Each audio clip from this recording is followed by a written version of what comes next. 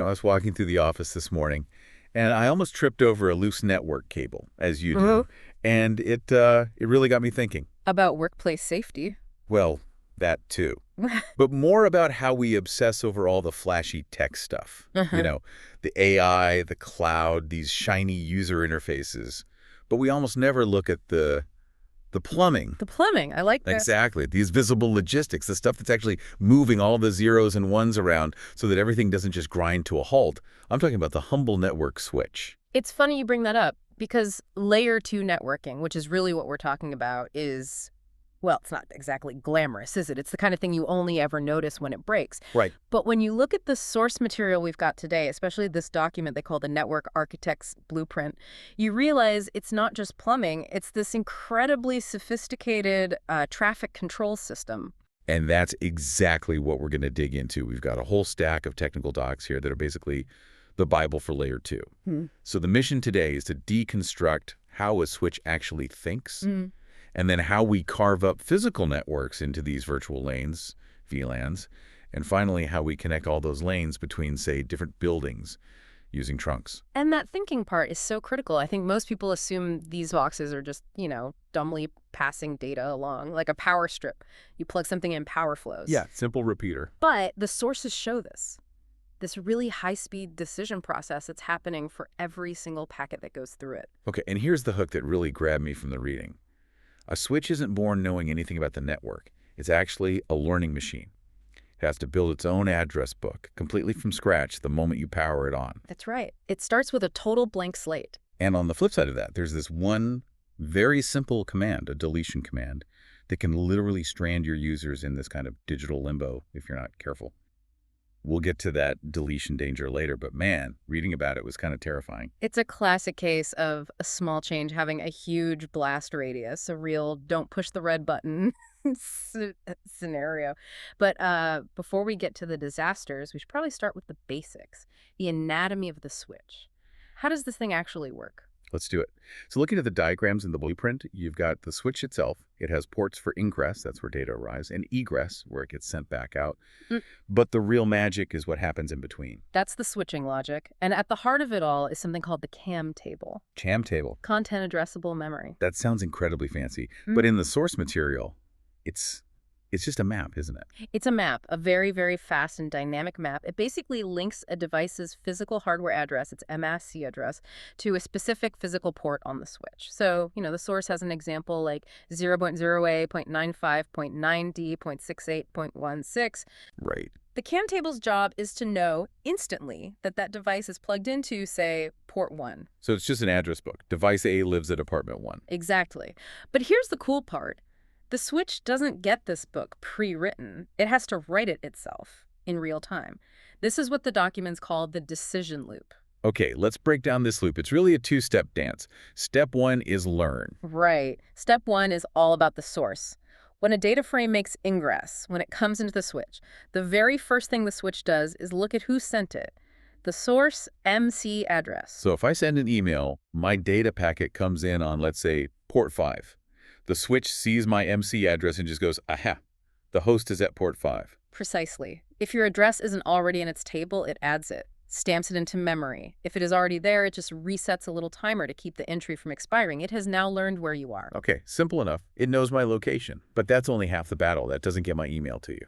So that brings us to step 2, forward. Now the switch looks at the destination MMAS address in that same packet. It goes back to its CAM table and asks, all right, do I know which port the expert is plugged into? And if it knows, it sends my email straight to your port. A unicast. Clean, efficient, simple. But what if it doesn't know? What if you're new on the network and haven't sent any data yet, so it hasn't learned your address? And this is the flood scenario. Right? It's honestly a bit of a panic response from the switch. It panics. A little bit. If it gets a frame for a destination it doesn't recognize, or if it's a broadcast frame meant for everybody, it just floods that frame out of every single port. So it just shouts the message into the whole building. Hey, does anyone know who this packet belongs to? It does. It makes a copy and blasts it out everywhere, with one very important exception. And the source material highlights this as a core rule. An Ethernet frame is never forwarded out the same port on which it was received. Exactly, because that would be completely pointless, right? If the data came from you on port 5, there's absolutely no reason to send it back to you on port 5. It would just create a loop. Right, that makes total sense. Yeah. So to sum it up, learn from the source, forward to the destination. If you don't know the destination, just yell. That is the essence of it. But there's another layer here, which is about how it processes those frames. It's this constant trade-off between speed and accuracy. Oh yeah, I loved this part. It's like choosing between a really meticulous editor and a speed reader. The source breaks down a few styles, but let's focus on the two big ones, store and forward and cut through. So store and forward is what the source calls the Cisco standard. In this mode, the switch waits until it has received the entire data frame before it does anything at all. It reads the whole book before it decides to recommend it. Pretty much. It reads the whole frame, and then it does an error check, a CRC check. It's looking for any corruption in the data, maybe from a bad cable or some interference. If the frame is bad, the switch just drops it. So it's super reliable. It's a quality filter. Very reliable. And it's actually essential if you're mixing port speeds. Like, if data comes in on a slow 100 megabit port, but has to go out on a fast 1 gigabit port, you have to buffer the whole thing first anyway. Okay, but then you have the complete opposite, the speed demon approach, cut through. Cut through is all about one thing, low latency. The source mentions it's sub 10 microseconds.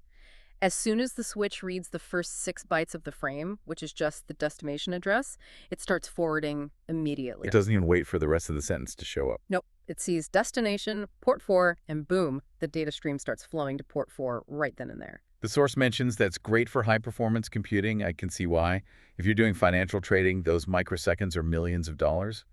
But what's the trade-off? The trade-off is garbage. Because it doesn't wait for the end of the frame, it can't do that error check. The error code is at the very end, so if the data is corrupted, the switch happily forwards that corrupted garbage all over the network.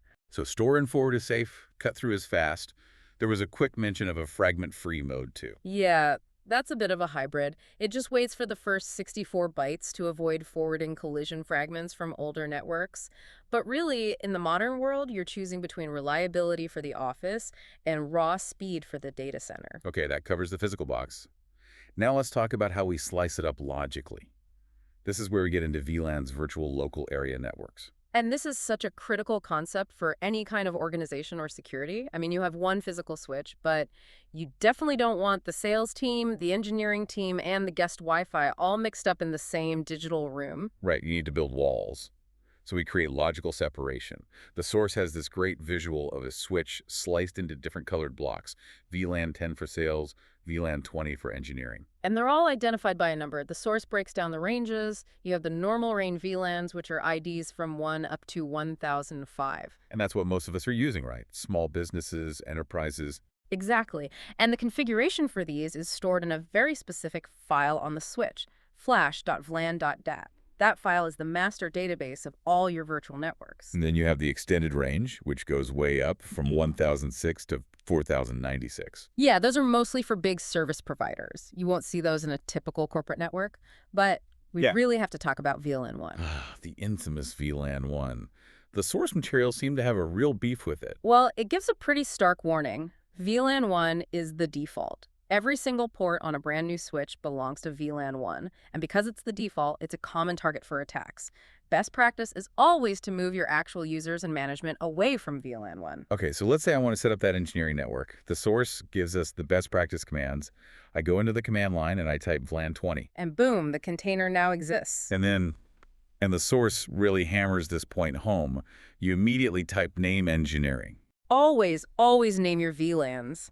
The switch only cares about the number 20, but you, the poor admin who has to troubleshoot this at 2 a.m., you desperately need to know that 20 means engineering. Okay, now we're at the part that made me nervous. The deletion danger I brought up earlier. This feels like a booby trap. It is such a common pitfall. The source lays out the scenario perfectly. You have VLAN 20, and let's say there are 10 user ports assigned to it. Got it. 10 engineers are working away, happily connected to VLAN 20. Now, you decide you're going to do some network cleanup. You think VLAN 20 is old, so you run the command no VLAN 20. The VLAN is now gone. So what happens to those 10 ports? Yeah. Do they just go back to the default, back to VLAN 1? You'd hope so, wouldn't you? That would be the logical thing. But no, the source is very clear on this. Those ports become orphaned. Orphaned. Wow. They're still assigned to a VLAN that doesn't exist anymore, so they just shut down, they become inactive. The little green light on the back of the person's computer might still be on, but zero data is moving. They have no connectivity. So you could take out an entire department just by deleting one line of config you thought was obsolete. Absolutely. The fix, as the document points out, is you have to reassign the ports first before you delete the VLAN. Or, if you've already made the mistake, the drastic fix is deleting that flash.vlan.dat file and rebooting, which is basically a factory reset for your VLANs. That is a very high-stakes game. Yeah. Okay, so we've made our VLANs. Now we put people in them. The source calls this access mode. Right. This is the standard port for any end-user device, a PC, a printer. You just tap switch port mode access, and that tells the port you belong to one and only one VLAN. So my PC gets plugged in. The port is configured for VLAN 20. Does my computer have any idea it's in a special VLAN? Not at all. And that's the beauty of it. Your PC just sends a normal, standard Ethernet frame. The switch gets it, adds the VLAN 20 tag internally to move it around, and then strips that tag off before it sends it to another PC in the same VLAN. The endpoint is completely oblivious. But of course, it's never that simple. The source brings up a scenario it calls the voice case. Ah, yes, the two-lane highway. This is everywhere in modern offices. Yeah. You've got a VoIP desk phone, and you've got computer. Yeah. But there's only one Ethernet jack in the wall. Right, so the cable goes from the wall to the phone, and then another short cable goes from the phone to the PC. So they're sharing one physical switch port. But we just said access mode only allows one VLAN. How does that work? It's a problem, right? Because your voice traffic is extremely sensitive to delay, and you can't have it competing with your PC downloading a huge Windows update. They need to be in separate lanes. Exactly. So the port uses this clever hybrid mode. The commands in the source show us setting switchport access VLAN 20 for the PC data, and then adding switchport voice VLAN 150 for the phone. So the port is doing two jobs at once. It is. It treats the PC's traffic as untagged, just like a normal access port, but it expects the phone's traffic to arrive already tagged as VLAN 150. It's essentially creating two virtual channels on one physical wire. And there's one more command in there that seemed important. Intel Keynes Coast Trust Goes. Yeah, that's quality of service. It basically tells the switch, look, this phone is a trusted device. If it marks its voice traffic as high priority, believe it.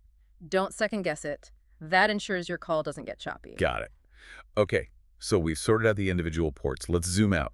We have a switch in building A and a switch in building B.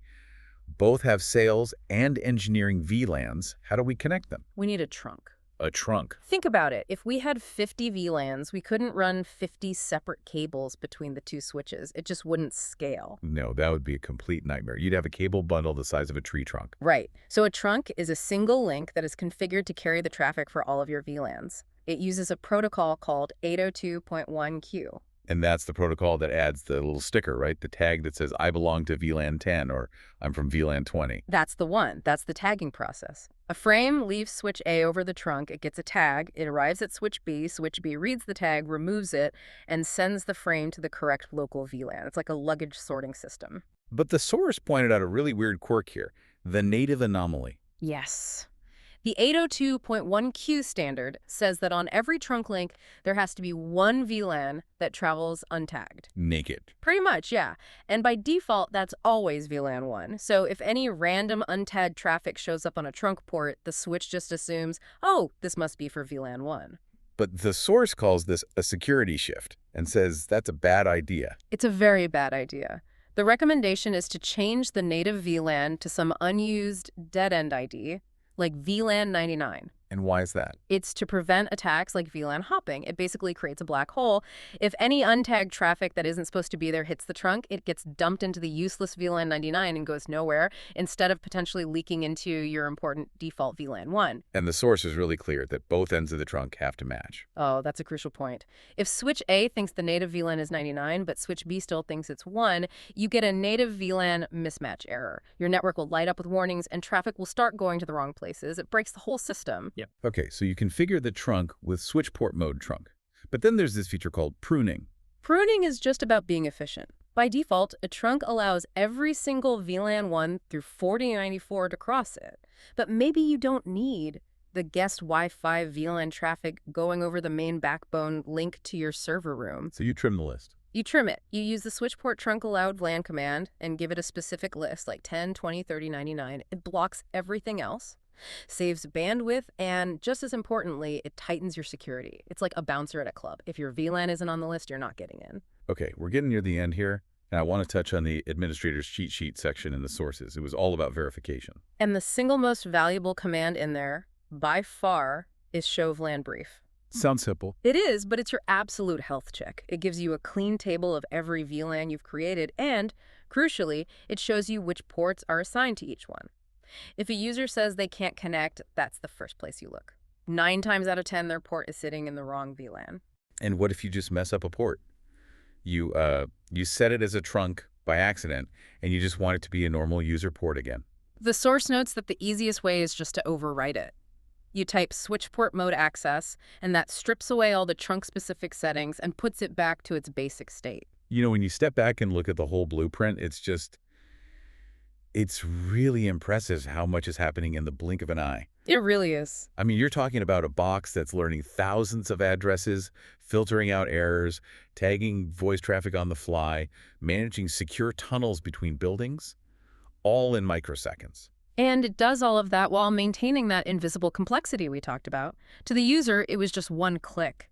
To the switch, it was this complex, multi-step logic puzzle of CAM tables and 802.1 Q tags and forwarding decisions. So what's the big provocative thought here? What should we leave people with? I think the biggest takeaway, especially from the warnings about VLAN 1 and the native VLAN, is a simple reminder about defaults. How so? In networking, default almost never means secure. The whole concept of a native VLAN passing untagged traffic is really just a relic of backward compatibility. It's there to make old gear work with new gear. But today, it's become a security hole. So just because it works out of the box? Doesn't mean it's configured correctly or safely. It reminds you that you have to actually understand the logic to be able to secure the logic. That's a great point to end on. Don't trust the defaults. Read the blueprint. Thanks for taking us through this deep dive into the invisible world of Layer 2. My pleasure. We'll catch you on the next one.